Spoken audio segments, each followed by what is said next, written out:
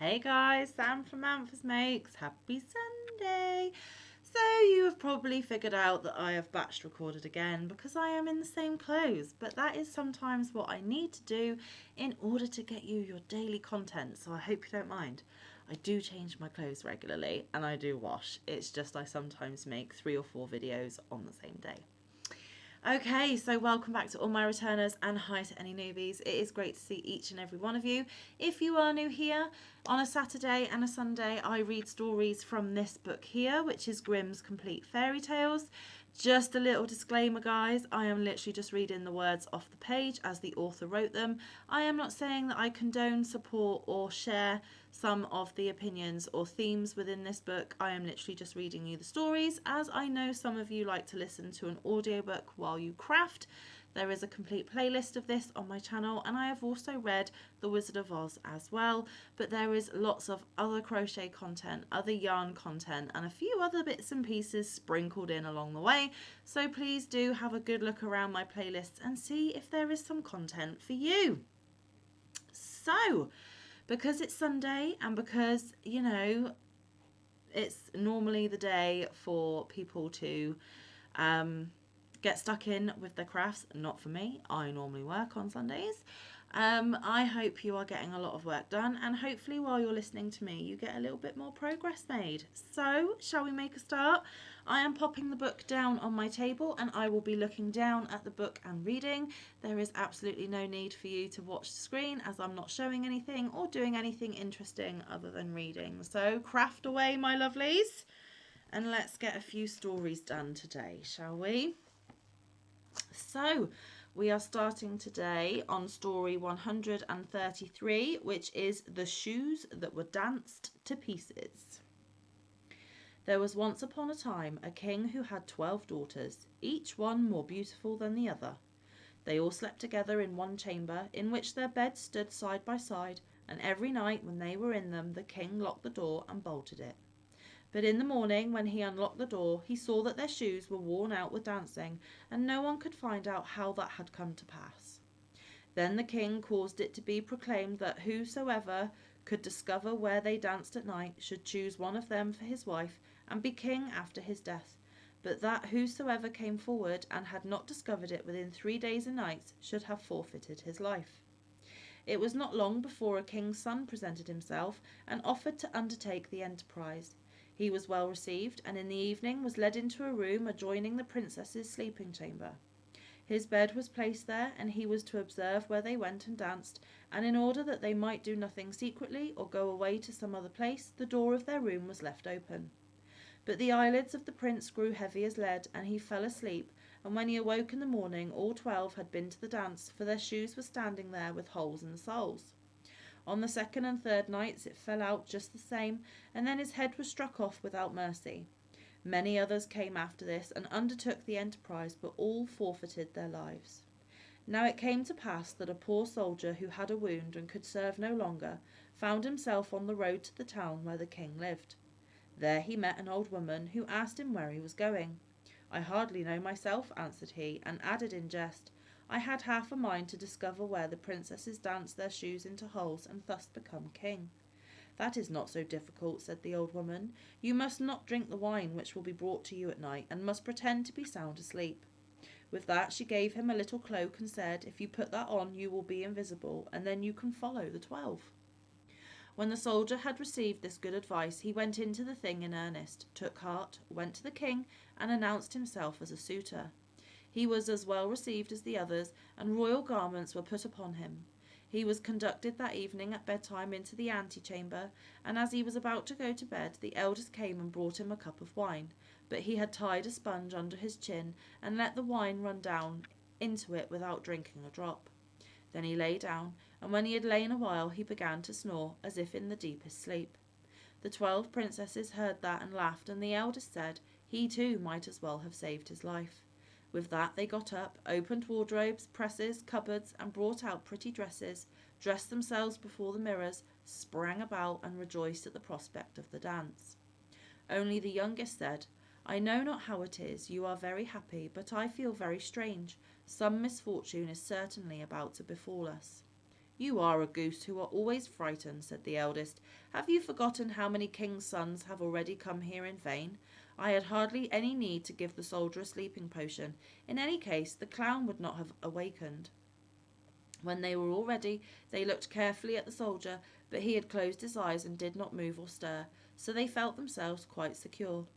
The eldest then went to her bed and tapped it. It immediately sank into the earth, and one after the other they descended through the opening, the eldest going first. The soldier, who had watched everything, tarried no longer, put on his little cloak and went down last with the youngest. Halfway down the steps he just trod a little on her dress. She was terrified at that and cried out, "What is that? Who is pulling my dress?" "Don't be so silly," said the eldest. "You have caught it on a nail." Then they went all the way down, and when they were at the bottom they were standing in a wonderfully pretty avenue of trees, all the leaves of which were silver and shone and glistened. The soldier thought, "I must carry a token away with me," and broke off a twig from one of them, on which the tree cracked with a loud report. The youngest cried out again, "Something is wrong. Did you hear the crack?" But the eldest said, "It is a gun fired for joy, because we have got rid of our prince so quickly." After that they came into an avenue where all the leaves were of gold, and lastly into a third where they were of bright diamonds. He broke off a twig from each, which made such a crack each time that the youngest started back in terror, but the eldest still maintained that they were salutes. They went on and came to a great lake, whereon stood 12 little boats, and in every boat sat a handsome prince, all of whom were waiting for the 12, and each took one of them with him. But the soldier seated himself by the youngest. Then her prince said, "I can't tell why the boat is so much heavier today. I shall have to row with all my strength if I am to get it across." "What should cause that?" said the youngest. "But the warm weather. I feel very warm too." On the opposite side of the lake stood a splendid, brightly lit castle, from whence resounded the joyous music of trumpets and kettle drums. They rowed over there, entered, and each prince danced with the girl he loved, but the soldier danced with them unseen, and when one of them had a cup of wine in her hand, he drank it up, so that the cup was empty when she carried it to her mouth. The youngest was alarmed at this, but the eldest always made her be silent. They danced there till 3 o'clock in the morning, when all the shoes were danced into holes and they were forced to leave off. The princes rowed them back again over the lake, and this time the soldier seated himself by the eldest. On the shore they took leave of their princes and promised to return the following night. When they reached the stairs, the soldier ran on in front and lay down in his bed, and when the 12 had come up slowly and wearily, he was already snoring so loudly that they could all hear him, and they said, "So far as he is concerned, we are safe." They took off their beautiful dresses, laid them away, put the worn-out shoes under the bed, and lay down. Next morning the soldier was resolved not to speak, but to watch the wonderful goings-on, and again went with them. Everything was done just as it had been done the first time, and each time they danced until their shoes were worn to pieces. But the third time he took a cup away with him as a token. When the hour had arrived for him to give his answer, he took the 3 twigs and the cup, and went to the king. But the 12 stood behind the door and listened for what he was going to say. When the king put the question, "Where have my 12 daughters danced their shoes to pieces in the night?" he answered, "In an underground castle with 12 princes," and related how it had come to pass, and brought out the tokens. The king then summoned his daughters and asked them if the soldier had told the truth, and when they saw that they were found out and that lies would be of no use, they were obliged to confess all. Thereupon the king asked which of them he would have to wife. He answered, "I am no longer young, so give me the eldest." Then the wedding was celebrated on the same day, and the kingdom was promised him after the king's death. But the princes were bewitched for as many days as they had danced nights with the 12. That was your first story for today. We are going to move on to the next one, which is slightly longer. It is story 134, and it is called The 6 Servants.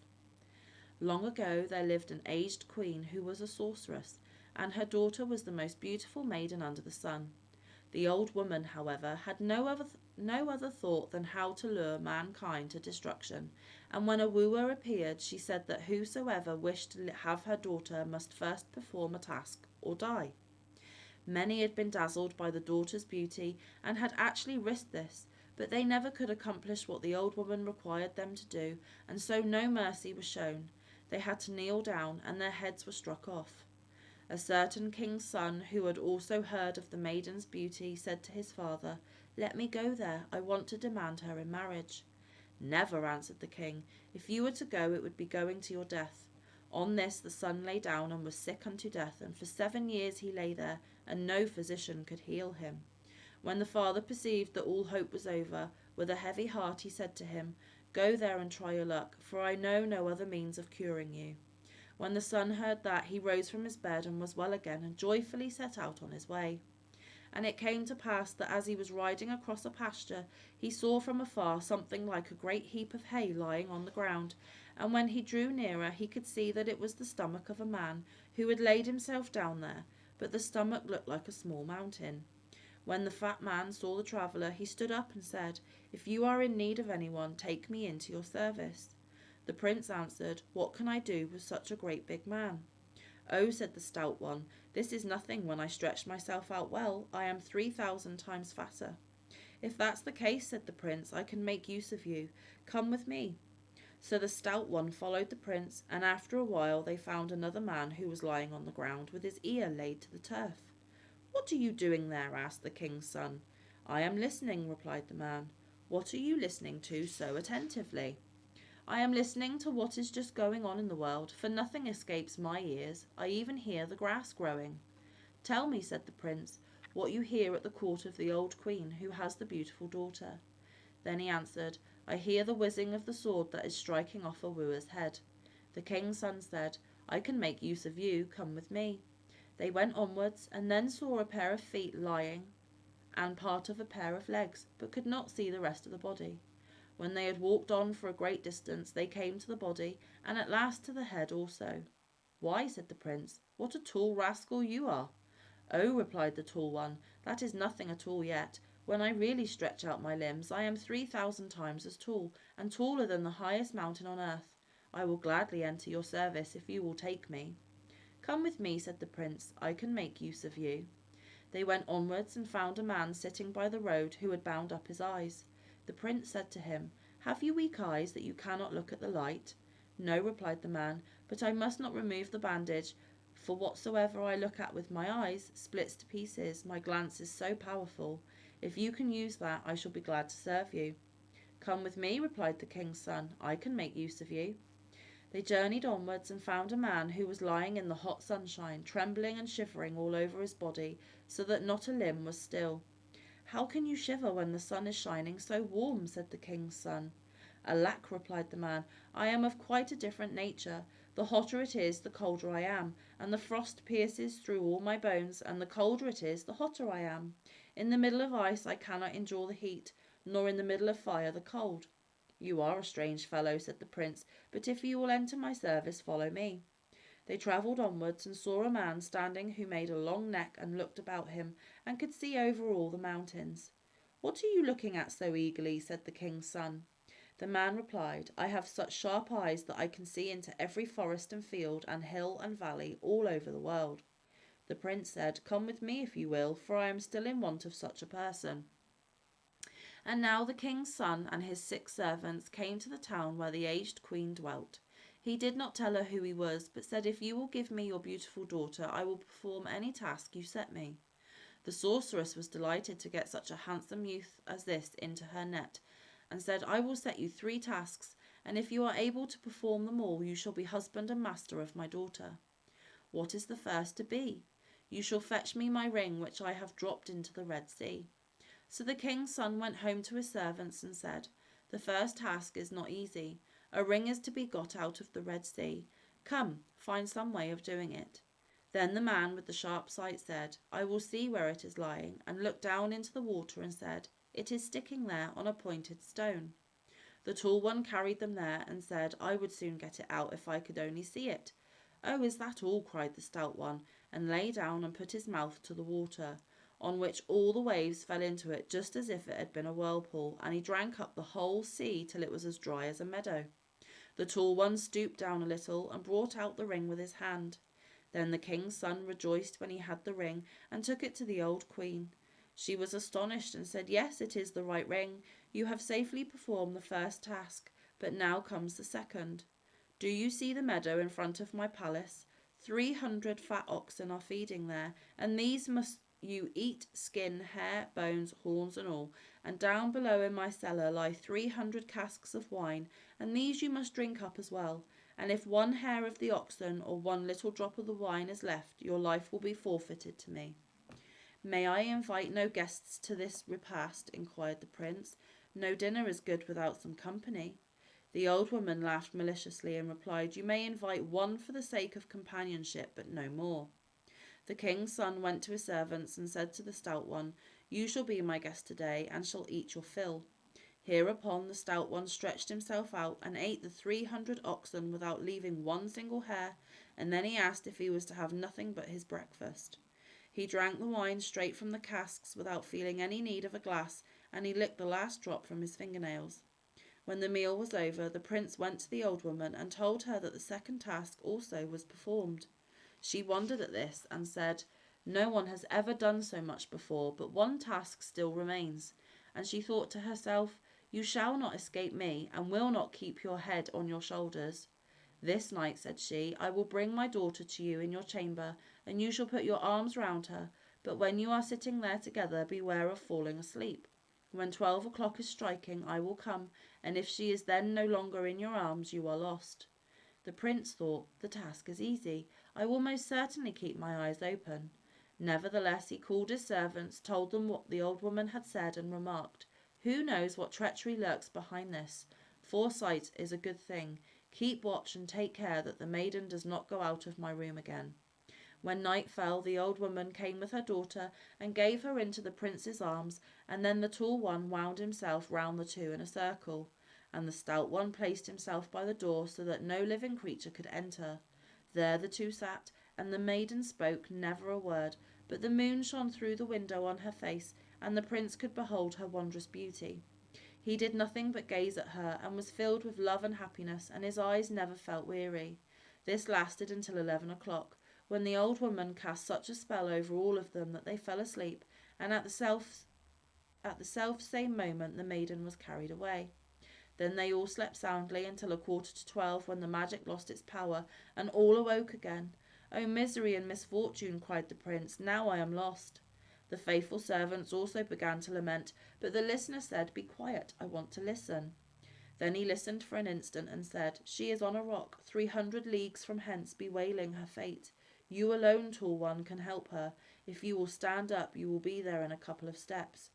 "Yes," answered the tall one, "but the one with the sharp eyes must go with me, that we may destroy the rock."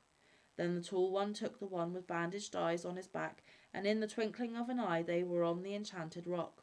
The tall one immediately took the bandage from the other's eyes, and he did but look around, and the rock shivered into 1,000 pieces.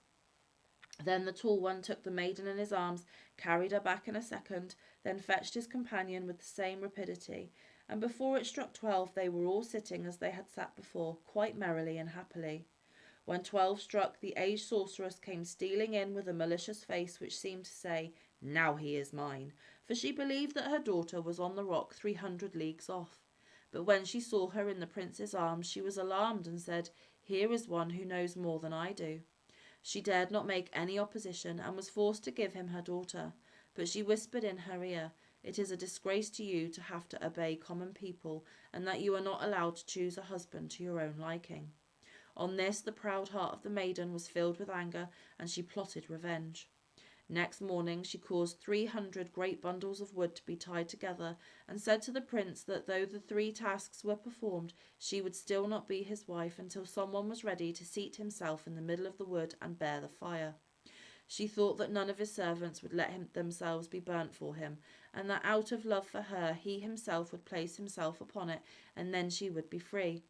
But the servants said, "Every one of us has done something except the frosty one. He must set to work."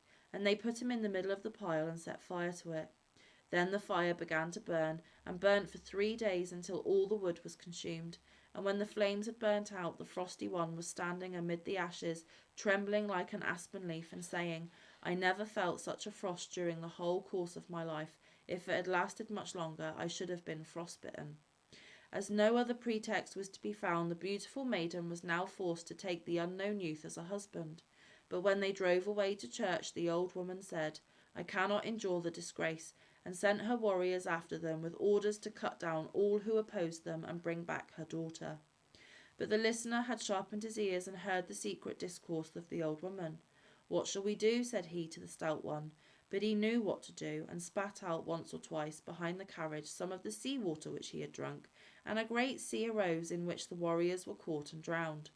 When the sorceress perceived that, she sent her mailed knights, but the listener heard the rattling of their armour, and undid the bandage from one eye of Sharp Eyes, who looked for a while rather fixedly at the enemy's troops, on which they all shattered to pieces like glass. Then the youth and the maiden went on their way undisturbed, and when the two had been blessed in church, the 6 servants took leave and said to their master, Your wishes are now satisfied, you need us no longer, we will go our way and seek our fortunes. Half a league from the palace of the prince's father was a village near which a swineherd tended his herd, and when they arrived the prince said to his wife, Do you know who I really am? I am no prince, but a herder of swine, and the man who is there with that herd is my father. We too shall have to set to work also and help him. Then he alighted with her at the inn, and secretly told the innkeepers to take away her royal apparel during the night. So when she awoke in the morning she had nothing to put on, and the innkeeper's wife gave her an old gown and a pair of worsted stockings, and at the same time seemed to consider it a great present, and said, If it were not for the sake of your husband, I should have given you nothing at all.